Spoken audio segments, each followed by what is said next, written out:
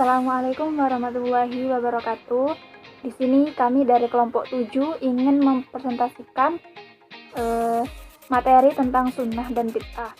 Saya sendiri Iin Safira, NIM 2019 4401254. Materi selanjutnya yang akan dibawakan oleh teman saya Siti Aliatul Azizah, Bunga Indah Mawadatur Rahmah, dan Delvi Masrudul Alfianah. Baik, langsung saja saya akan menjelaskan pengertian dari sunnah. Sunnah secara etimologis atau bahasa berarti jalan sesuatu. Sunnah Rasulullah berarti jalan Rasulullah Shallallahu Alaihi Wasallam, jalan yang ditempuh dan ditunjukkan oleh beliau. Sedangkan menurut terminologis atau istilah yang disimpulkan oleh para ulama ialah segala sesuatu yang bersumber dari Nabi Muhammad, baik berupa ucapan atau hadis, aksi atau perbuatan, maupun determinasi atau pengakuannya. Yang kedua yaitu penggolongan sunnah. Sunnah dapat digolongkan menjadi 3 macam. Yang pertama sunnah qauliyah, yang kedua sunnah fi'liyah, dan yang ketiga sunnah takririyah. 1. Sunnah qauliyah, yaitu sunnah Nabi yang hanya berupa ucapannya saja, baik dalam bentuk pernyataan, anjuran, perintah, cegahan maupun larangannya. Yang dimaksud dengan pernyataan Nabi di sini adalah sabda Nabi dan merespon keadaan yang berlaku pada masa lalu, masa kininya, dan masa depannya. Kadang-kadang dalam bentuk dialog dengan para sahabat atau jawaban yang diajukan oleh sahabat atau bentuk-bentuk lain seperti khutbah. Untuk sunnah yang kedua yaitu sunnah fi'liyah, yaitu sunnah yang berupa perbuatan Nabi yang diberitakan oleh para sahabat mengenai soal ibadah-ibadah dan lain-lain seperti sholat, manasik haji, dan lain-lain. Untuk sunnah yang ketiga yaitu sunnah takririyah, yaitu sunnah Nabi yang berupa penetapan Nabi terhadap perbuatan para sahabat yang diketahui Nabi tidak menegurnya atau melarangnya, bahkan Nabi cenderung mendiamkannya. Sunnah takririyah adalah sunnah-sunnah Rasulullah yang berupa takrir atau ketetapan, yaitu membenarkan atau tidak mengingkari sesuatu yang diperbuat oleh sahabat di hadapan Nabi atau diberitakan kepada beliau, lalu beliau tidak menyanggah atau tidak menyalahkan serta menunjukkan bahwa beliau menyetujuinya. Baiklah, saya akan melanjutkan presentasi dari teman saya, yakni pengertian bid'ah. Bid'ah menurut bahasa diambil dari kata bida', yaitu mengadakan sesuatu tanpa ada contoh. Sedangkan bid'ah menurut istilah adalah sesuatu yang diadakan menyerupai syariat tanpa ada tuntunan dari Rasulullah yang diamalkan seakan-akan bagian dari ibadah.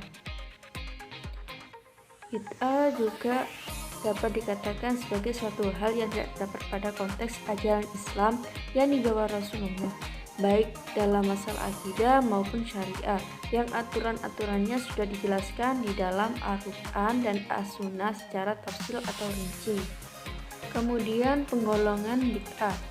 Para ulama usul fikih sepakat menetapkan pembagian bid'ah ke dalam 2 bagian. Yang pertama yaitu bid'ah am secara umum dan bid'ah khas atau secara khusus. Secara umum, baik ahli usul dan ahli fikih menggolongkan bid'ah am secara ringkas menjadi 2 macam, yaitu yang pertama bid'ah hakikiyah atau bid'ah dhalalah, yang merupakan suatu perbuatan baru dalam Islam yang jika dilihat dari berbagai aspek perbuatannya tidak pernah dilakukan oleh Rasulullah karena tidak dapat di dalam Al-Quran. Contoh dari bid'ah hakikiyah atau dhalalah ini yang pertama yaitu seperti menyembah kepada selain Allah, membuat perantara atau wasilah ketika memohon kepada Allah. Yang kedua yaitu bersikap rahbaniyah, tidak beristri atau tidak bersuami dan mengurung diri dalam biara. Ketiga yaitu tawaf di luar Masjidil Haram atau Baitullah, wukuf di luar padang Arafah, membangun latar di atas kuburan, dan perbuatan-perbuatan sesat yang tidak bersumber dari Al-Quran dan As-Sunnah yang dijadikan jalan ibadah kepada Allah Subhanahu wa Ta'ala. Yang keempat yaitu mengazabkan diri dengan berbagai macam siksa, membakar diri supaya lekas mati, dengan demikian lekas mendapat surga. Dan yang terakhir yaitu menyamarkan riba dengan penjualan. Kemudian yang kedua yaitu bid'ah idhofiyah. Yang kedua yaitu bid'ah idhofiyah ialah perbuatan yang jika ditinjau dari segi pelaksanaannya tidak terdapat dalam Al-Quran dan hadis, namun dilihat dari esensi perbuatannya adalah baik. Bid'ah ini yang senantiasa menjadi polemik bagi ulama, khususnya fikih dan ilmu kalam. Hal-hal yang masuk dalam bid'ah idhofiyah ini juga masih hal-hal yang masuk di dalam contoh bid'ah idhofiyah yang masih diperselisihkan oleh para ulama, yaitu sholat nisfu Sya'ban 100 rakaat, sholat imam, sholat bakti pada ibu, dan sholat malam pada hari Asyura, melakukan azan sehingga rusak bacaannya, membaca istighfar sesudah sholat beramai-ramai dengan meninggikan suara. Yang kelima yakni membaca Al-Quran dan dzikir dengan suara keras di hadapan jenazah. Secara umum, ahli fikih maupun ahli usul meringkas menjadi dua macam, yakni yang pertama bid'ah wajibah, yaitu bid'ah yang diwajibkan. Contohnya seperti belajar ilmu nahwu, memperindah cetakan Al-Quran dan hadis, belajar ilmu kedokteran, biologi, strategi perang, kepemimpinan, dan ilmu-ilmu serta sarana yang sifatnya mendukung perkembangan dan kejayaan Islam.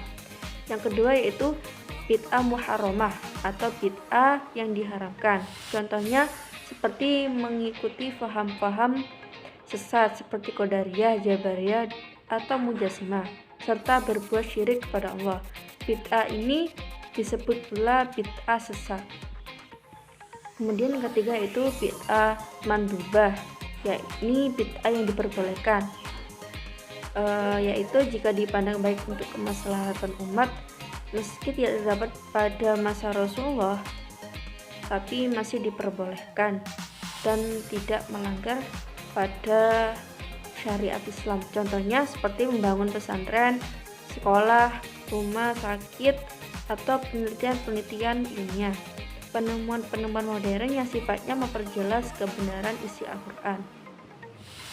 Yang keempat yaitu bid'ah makruhah, yaitu bid'ah yang dimakruhkan.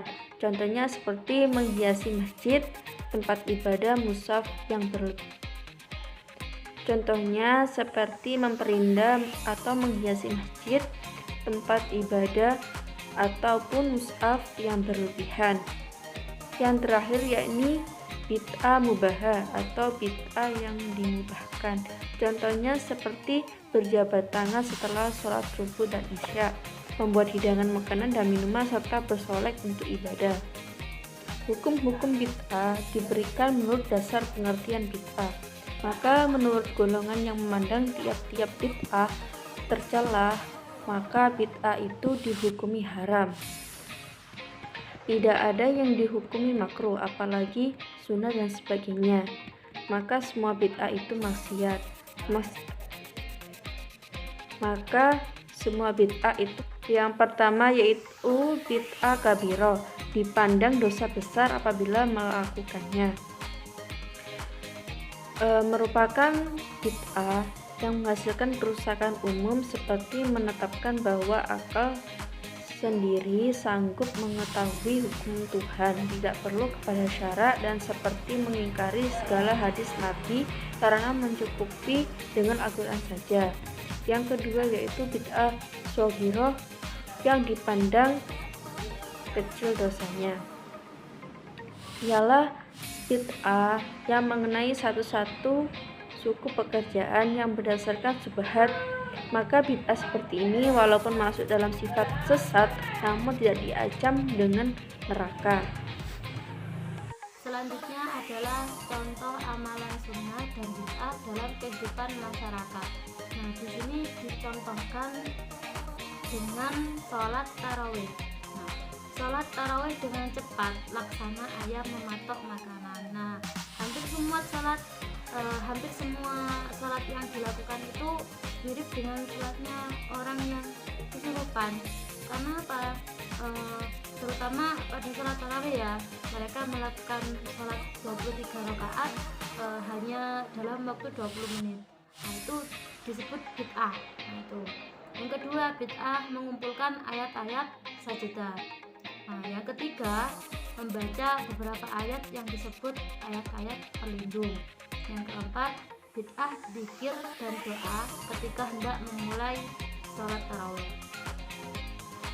Lalu amalan-amalan bulan Sya'ban yang sunah-sunahnya itu adalah: 1. Memperbanyak puasa di bulan Sya'ban. Jadi memperbanyak puasa di bulan Sya'ban itu sama halnya hukumnya sunnah. Yang kedua, menghitung hari bulan Sya'ban. Nah, karena di sini Allah menciptakan langit-langit dan bumi serta menjadikan tempat-tempat tertentu agar manusia itu mengetahui jumlah dan hisab. Nah, jadi dalam menghitung hari bulan Sya'ban itu disebut sunnah. Nah, yang ketiga, tidak mendahului Ramadan dengan puasa 1 atau 2 hari sebelumnya, itu sunnah.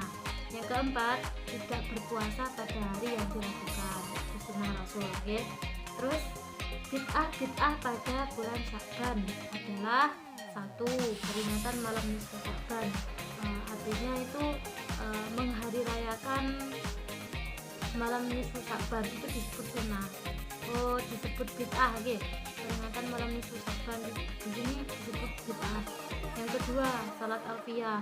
Apa itu salat alfiyah? Salat alfiyah itu dinamakan salat bid'ah karena apa? Di dalamnya dibacakan surat al-ikhlas yang sebanyak 1000 kali, lalu 100 rakaat, dan setiap rakaatnya itu membaca surat al-ikhlas 10 kali. Nah, dan yang ketiga, padusan. Apa itu padusan? Padusan itu adalah cara mandi bersama yang dilakukan pada akhir bulan Sya'ban. Lalu yang keempat adalah sedekah ruah. Sedekah ruah itu adalah suatu acara kendari atau makan-makan yang tujuannya adalah mengumpulkan orang hingga banyak lalu untuk bertahlilan bersama dalam rangka mendoakan atau mengirim doa kepada arwah yang sudah meninggal.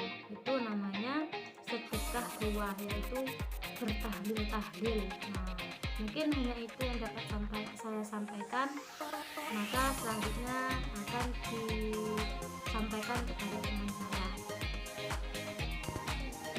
D. Bahaya bid'ah. Bahaya bid'ah antara lain yang pertama yaitu anggapan baik terhadap bid'ah berarti menganggap Islam seolah-olah belum sempurna. 2. Amalan bid'ah ditolak atau tidak diterima oleh Allah Subhanahu wa taala. Yang ketiga, bid'ah mengikuti hawa nafsu. 4. Bid'ah melenyapkan sunnah. 5. Bid'ah termasuk sikap dulu melampaui batas syariat. 6. Pelaku bid'ah semakin jauh dari Allah Subhanahu wa taala. 7. Menanggung dosa bid'ah dan dosa-dosa orang yang mengamalkan sampai hari kiamat. 8. Pelaku bid'ah akan diusir dari telaga Rasulullah Shallallahu Alaihi Wasallam. Untuk yang terakhir yaitu kesimpulan. Secara etimologis atau bahasa, kata sunnah adalah jamak dari kata sunnah. Sunnah sesuatu berarti jalan sesuatu. Sunnah Rasulullah Shallallahu Alaihi Wasallam berarti jalan Rasulullah Shallallahu Alaihi Wasallam, yaitu jalan yang ditempuh dan ditunjukkan oleh beliau. Adapun sunnah secara terminologis atau istilah yang disimpulkan oleh para ulama ialah segala sesuatu yang bersumber dari Nabi Muhammad SAW, baik berupa ucapan atau hadis, aksi atau perbuatan maupun determinasi atau pengakuannya. Sunnah digolongkan menjadi 3 macam, yaitu sunnah qauliyah, sunnah fi'liyah, dan sunnah takririyah.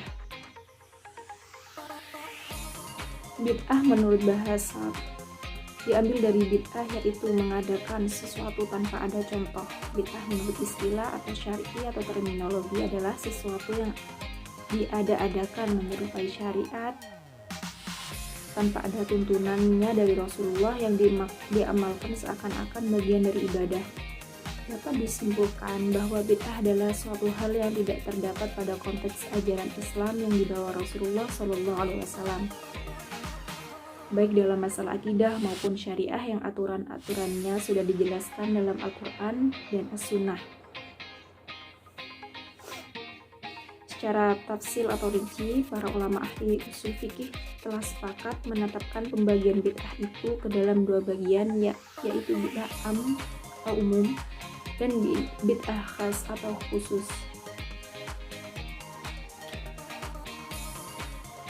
Saran, kami menyadari sepenuhnya dalam makalah ini jauh dari sempurna. Oleh karena itu, kami mengharap kritik dan saran yang membangun sehingga dapat menjadi bekal dan di kemudian hari apabila kami mempunyai kesempatan membuat makalah lain. Mudah-mudahan makalah ini dapat bermanfaat untuk menambah pengetahuan atau wawasan bagi kami pada khususnya dan bagi para pembaca pada umumnya. Sekian presentasi dari kelompok kami. Mohon maaf apabila banyak kekurangan. Wassalamualaikum warahmatullahi wabarakatuh.